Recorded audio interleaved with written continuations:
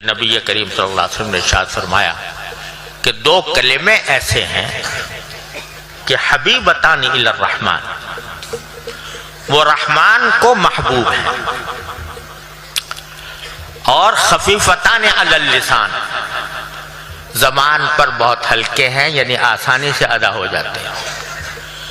सकीलतान fill मीज़ान, और मीज़ान अमल में इनका वजन बहुत है, वजनदार है मीज़ान अमल।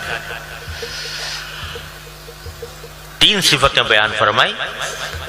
एक ये रहमान को महबूब, रहमान बारी ताला की सिफत भी है, अस्माए हुस्ना में से भी है, माना है बहुत, जिसकी रहमत बहुत आम हो उसको रहमान कहते हैं। तो जब कोई कलेमा उनको महबूब होगा तो इसका मतलब यह कि उनकी सिफत रहमत का मुजाहरा उस महबूब के ऊपर हो, तो बहुत रहमत की का मुजाहरा होगा जो उस शख्स पर जो ये कलीमे पढ़े। और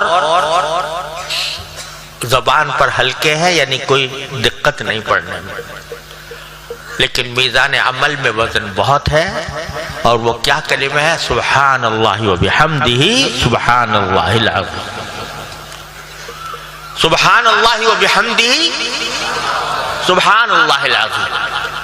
अब ये दो कलिमे, पहला कलिमा है सुब्हान अल्लाह व बिहम्दिही, जिसके माना यह है कि मैं अल्लाह तबारक व तआला की तस्बीह करता हूं हम्द के साथ।